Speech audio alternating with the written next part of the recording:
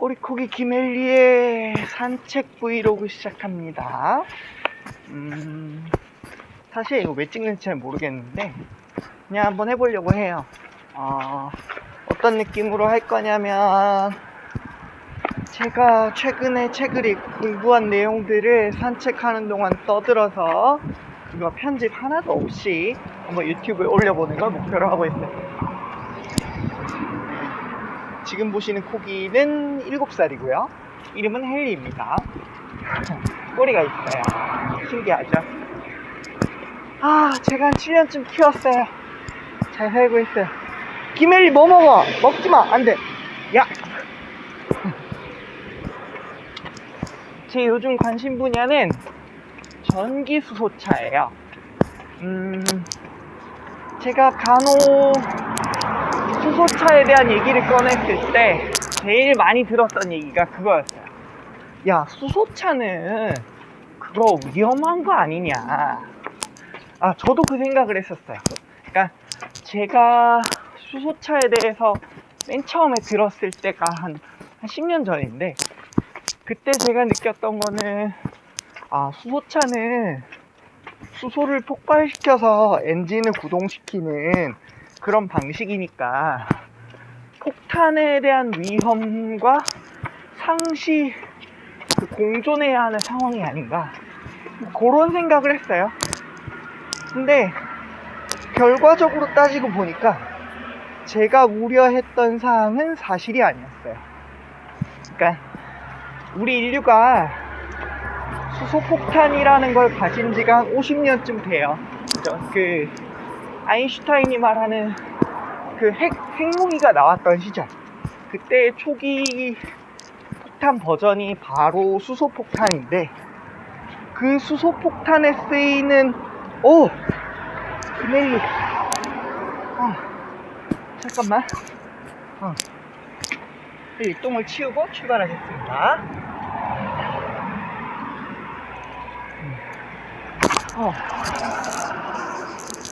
그래서 김혜리 똥 또 쌌어. 잠깐만 기다려, 혜리야. 자, 편집 따윈 하지 않는다.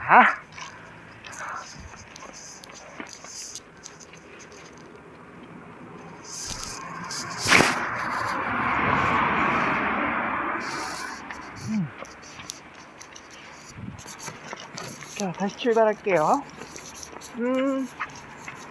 그래서 그때의 수소는 중수소였어요.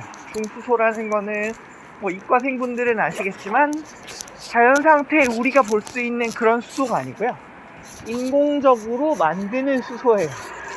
근데 요 수소는 지금 우리가 흔히 생각하는 수소차에 들어가는 그런 수소가 아닌 거죠. 줄을 조금 더 짧게 잡아보도록 하겠습니다. 그래서 생기는 차이점 중에 하나가, 수소차 속 수소는 우리가 생각하는 수소폭탄만큼 쉽게 폭발하지 않아요. 그리고 수소를 폭발을 시켜서 실린더를 움직여서 엔진이 가는 방식이 아니라, 수소를 화학적으로 반응을 시켜서 수소를 전기와 열로 분해를 시키면 수소에서 발생한 전기로 모터를 굴리는 방식으로 돌아가는 자동차예요. 그러니까 쉽게 말해서 우리는 흔히 전기차 하면은 그걸 떠올려요. 배터리가 있는 배터리 전기차. 근데 따지고 보면은 수소 전기차도 전기를 만드는 방식이 다를 뿐 결국은 전기차라는 거죠. 그래서 결과적인 모습으로 놓고 보면은 모터를 통해서 간다는 점에서는 배터리 전기차, 테슬라가 만드는 배터리 전기차나 지금 현대차에서 주로 만들고 있는 수소 전기차가 똑같은 차예요. 그런 점을 놓고 보면 우리가 생각하는 수소차에 대한 오해가 진짜 오해인 부분들이 존재하는 거죠. 근데 여기서 포인트가 하나 더 있어요. 그러면 수소차랑 전기차랑 무슨 차이가 있냐? 자, 결정적인 차이점은 또 있습니다. 우리 전기차 같은 경우는 전기차 타보신 분들 충전하면 얼마 정도 걸리던가요?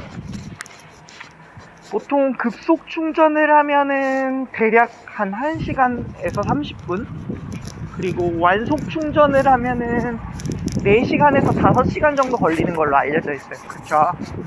네. 그래서 지금 전기차 업계에서 가지고 있는 최대의 과제는 바로 충전 속도입니다. 그래서 충전 속도가 제대로 확보가 되지 않으면 전기차가 발달하기가 힘들어요. 지금이야 전기차가 얼마 없어서 상관이 없는데, 전기차가 지금 우리나라에 있는 내연 기관차의 내연 자동차의 대부분을 대체했다 그러면은 차량 대수로 한 2,500만 대 정도 되거든요. 근데 그 사람들이 매번 집에서만 충전할 수는 없으니까 어딘가에 나와서 충전하는 상황이 생길 수가 있는데, 휴가철에 전기차를 끌고 나가다가 충전소에 들러서 충전을 해야 되는데 한 사람당 30분이 걸린다. 그러면은 휴가철에 정말 수요가 몰리는 시간대에는 충전이라는 것 자체가 답이 안 나올 수가 있어요. 한 번에 30분이면 동시에 5명 충전해도 20명만 충전하면은 2시간이 가요. 그죠? 2시간 동안 20명밖에 운영을 못하면 전기차의 충전 단가라는 게 뻔한데 돌아갈 수가 없는 거죠. 근데 그런 점에 있어서는 수소차가 지니는 메리트가 있어요. 수소차는 연료 주입 방식이 말 그대로 주입이에요. 지금 기름 넣고 달리듯이 달릴 수가 있어요. 그래서 수소차 같은 경우는 충전을 하면 2분에서 3분이면 완충 가능해요.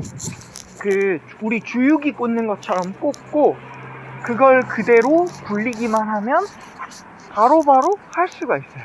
그래서 수소차 같은 경우는 빨리빨리 운행을 해야 되고 장거리를 뛰는 경우에 메리트를 지니고 있는 걸로 알려져 있어요. 근데 그래서 그때그때 중간중간에 충전할 수 있고, 충전을 했을 때 장거리를 무리 없이 뛸 수가 있으니까 결과적으로는 상용차의 메리트를 지니고 있다고 볼 수 있죠.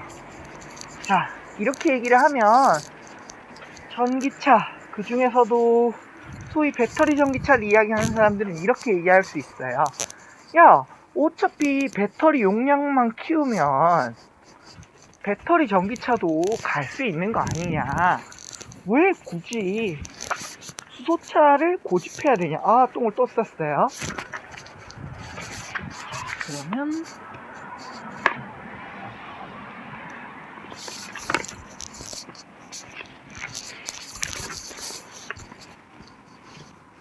똥을 풀스페 조용히 처리를 하고 갑니다.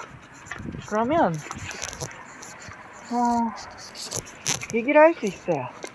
배터리의 크기를 무한정 키우면 되지 않냐, 그러면 멀리 갈 수 있지 않냐. 근데 여러가지 문제가 있는데, 첫 번째, 배터리의 크기를 키우면 무게가 같이 증가하기 때문에 배터리 크기를 키운다고 해서 효율성 있게 주행거리가 증가하지는 않아요. 왜냐면 늘어나는 무게도 있으니까.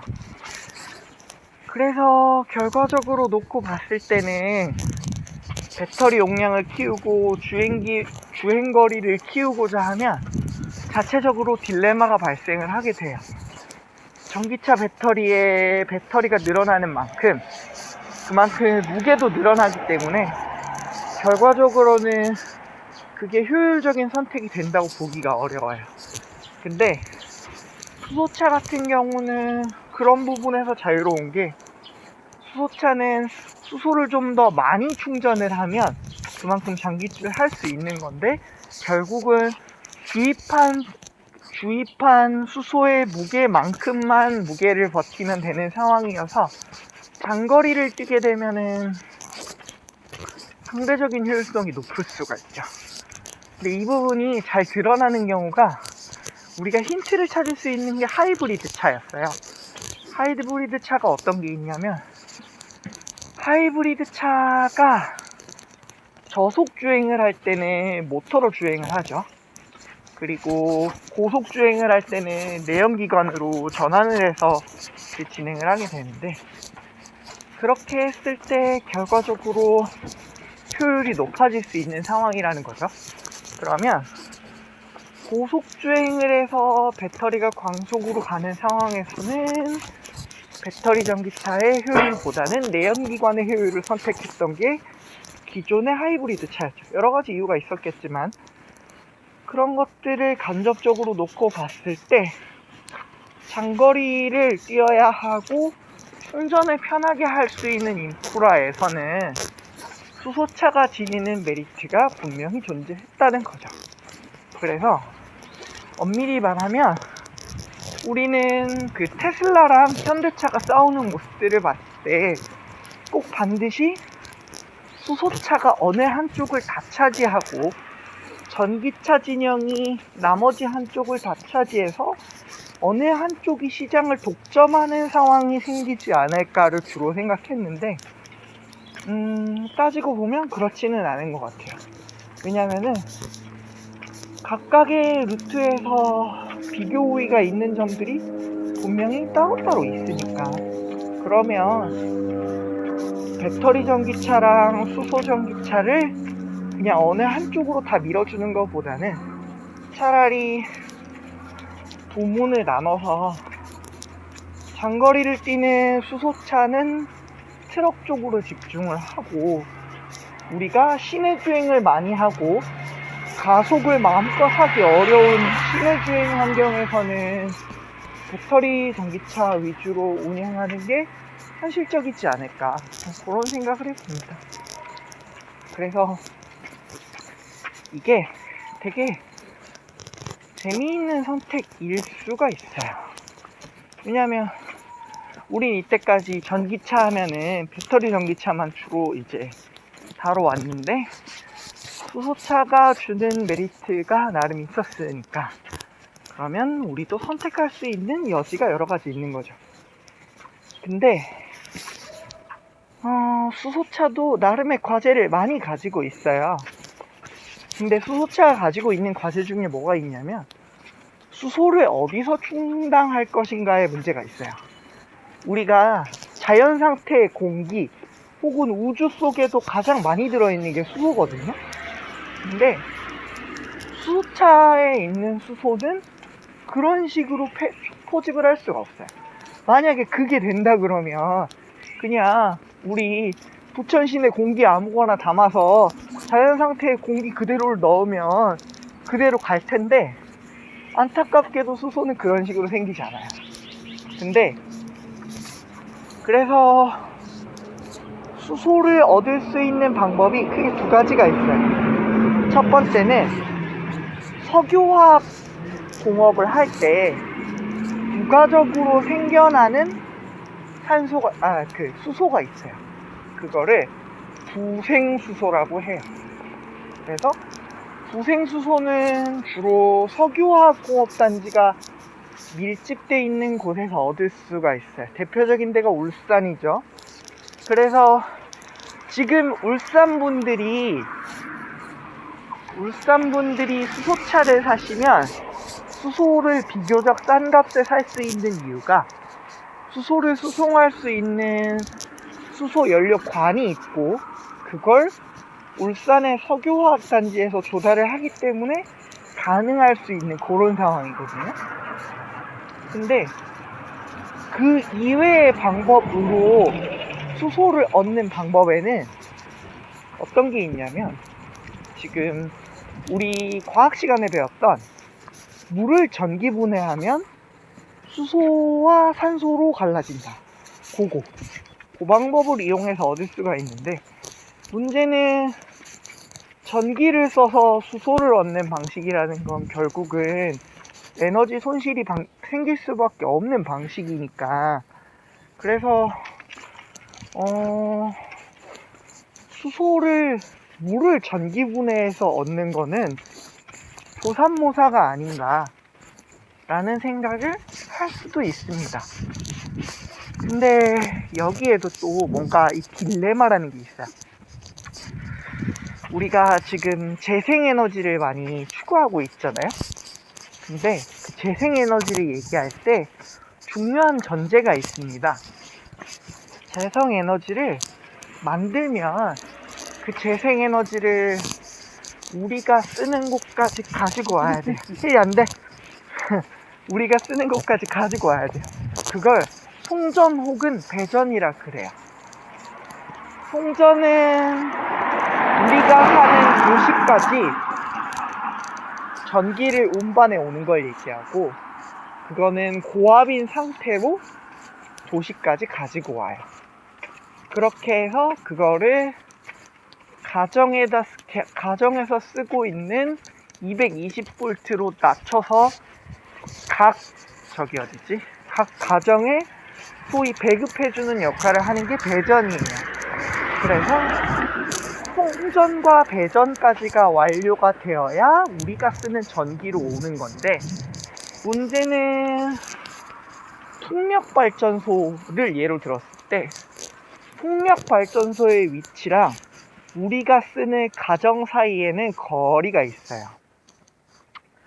그러면 결과적으로는 풍력발전을 해서 전기를 만들었을 때도 전기를 도심으로 가지고 오는 문제는 있단 말이죠. 근데 아까 말한 송전이나 배전 인프라를 갖추는 거는 생각보다 돈이 엄청 많이 들어요. 그래서 단지 전봇대를 몇 개 세우는 선이 아니라 그거를 아주 멀리서부터 운반해 오려면 인프라를 구축하는데 엄청 많은 돈이 들어요. 그래서 만약에 우리가 풍력발전소를 만들었는데 주로 바람이 많이 부는 데다 만들었으니까 해안가에 만들 가능성이 높겠죠? 그래서 해안가에다가 풍력발전소를 구축을 했는데 그 풍력발전소에서 전기를 도심까지 송전, 배전 인프라까지 다 새로 구축을 해서 만들면 그 과정에서 배보다 배꼽이 더 큰 상황이 생길 가능성이 얼마든지 있다는 거죠. 근데 그에 반해서 만약에 우리가 그렇게 만든 전기를 효율이 조금 낮다고 하더라도 수소로 전기 분해를 해서 액화를 시키면, 물론 액화를 시키는데도 에너지가 필요하고 수소를 전기 분해하는데도 들긴 하지만 우리가 차에 싣고 갈 수 있는 형태로 운반을 할 수 있게 되죠. 그렇게 되면은 결과적으로는 지금 화력발전이 지니는 접근성을 나머지 재생에너지들이 모두 지닐 수 있는 상태가 되는 거죠.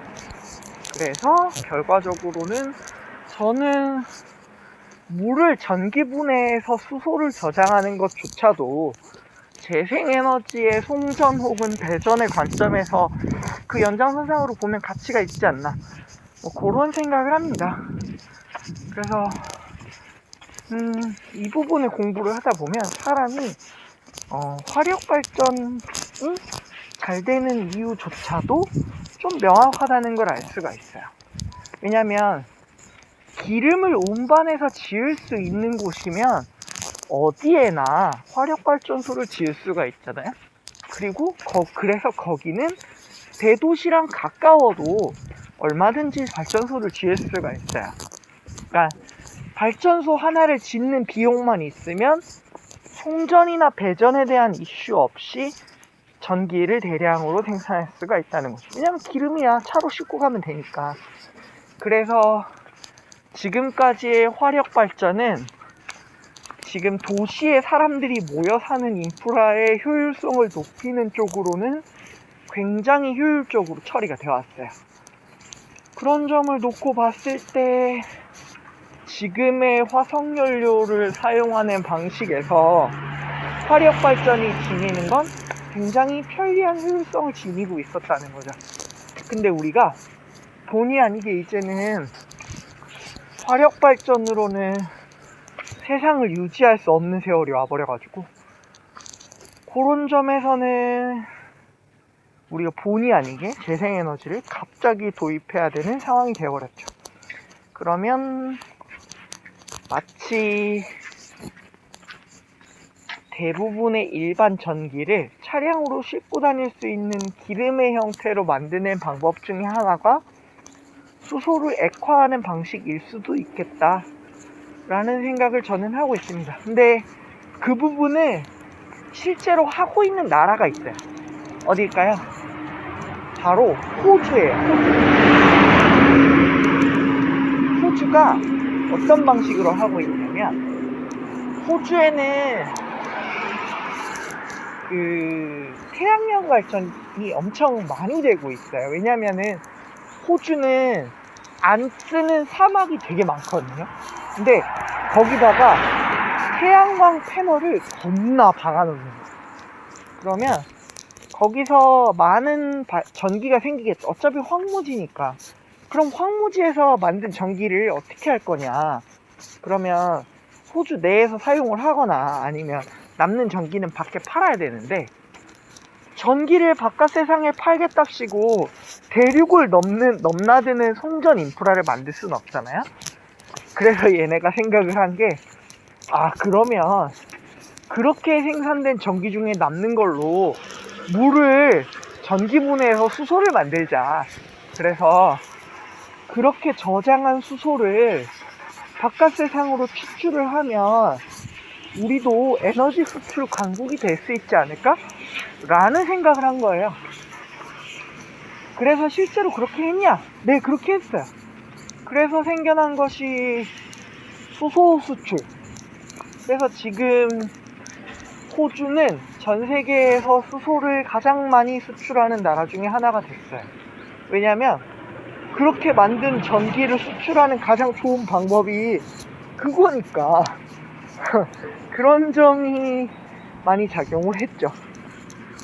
요거 되게 저는 흥미로운 아이디어라고 봤거든요. 그래서 어차피 에너지를 전환하는데 비용이 든다면 결국은 다양한 방식으로 재생에너지를 만들어야 되고, 그거를 저장하고 운반하고 활용하는 방식에서 인프라 구축이 될 텐데, 그러니까 그 부분에 있어서는 수소도 어느 정도 역할을 할 수 있는 게 있지 않을까, 그런 생각을 해봤습니다. 그래서 일단은 전기 인프라가 잘 발달된 도심에서는 저속주행 위주로 할 거고 장거리를 뛰지 않을 거니까, 거기에 있어서는 기존의 전기 인프라를 최대한 활용할 수 있는 배터리 전기차를 주로 활용을 하고, 그리고 기존의 배터리 전기차가 커버하기 힘들었던 장거리 주행의 이슈는 수소 전기차로 돌파를 하면 되지 않을까, 요런 생각을 해봤습니다. 그래서 결과론적으로는 현대차와 테슬라가 경쟁을 해서 어느 한쪽을 완전히 무너뜨린다는 개념이라기보다는 서로 다른 영역에서 인류의 생존을 위해서 각자가 노력하고 있는 그림이 아닌가, 그런 생각이 듭니다. 그래서 그런 관점에서 이 영상을 보시는 분들이 많은 부문에서 전기차와 수소차 이야기를 들었을 때 이게 대립되는 개념이 아니라 같이 갈 수도 있는 그런 미래 에너지 기술이라고 생각을 해주시면 좋지 않을까 라는 생각이 들어서 이 영상을 찍게 됐습니다. 그래서 앞으로도 이런 컨셉의 영상을 자주 찍을 수 있을지는 사실 잘 모르겠어요. 그리고 이걸 찍는다고 해서 된다는 보장은 없는데, 다만 제가 이걸 하면서 제일 우려했던 부분은 그거였어요. 이걸 내가 지속 가능하게 계속 할 수 있는가. 근데 제가 봤을 때 그게 가장 잘 되는 방법은 편집이 없는 상태에서 그냥 올리는 거. 그리고 매일 어차피 산책은 할 거니까 같은 시간에 일정하게 올릴 수 있는 거를 주로 생각을 했어요. 그래서 앞으로도 기업이나 성공, 돈에 대한 이야기들을 조금씩 산책 브이로그로 할 거고, 보통 왜 우리 경제 코너 이름들은 산책이란 이름 많이 붙이잖아요. 경제 전문가 누구의 경제 산책 뭐 이렇게. 근데 헬리랑 같이 산책을 하면서 이걸 진짜로 컨텐츠로 만들어서 올리면 이것이 진정한 경제 산책이 될 수 있는 거니까. 그래서 여러분과 함께 경제 산책 컨텐츠를 만들어 보면 어떨까 하는 생각이 들어서 이 컨텐츠를 찍어 보게 됐습니다. 그러면 오늘 영상은 여기까지고요. 이렇게 말도 안 되는 컨셉의 영상이 있을까 싶었던 분들도 만약에 이 내용에 조금이라도 도움이 되셨다면 구독과 좋아요를 눌러주시면 좋지 않을까 하는 생각 듭니다. 네, 편집 더럽게 못하고 아무것도 하지 않을 컨텐츠이지만 순수하게 웰시코기의 귀여움과 아빠의 잡설로 운영될 이 컨텐츠가 어떻게 될지는 오늘 여러분의 선택이 달려있다고 말씀드릴 수가 있어요. 자, 마지막으로 혜리 얼굴 한번 보고 마칠게요. 혜리 이리 와봐. 자, 마치겠습니다.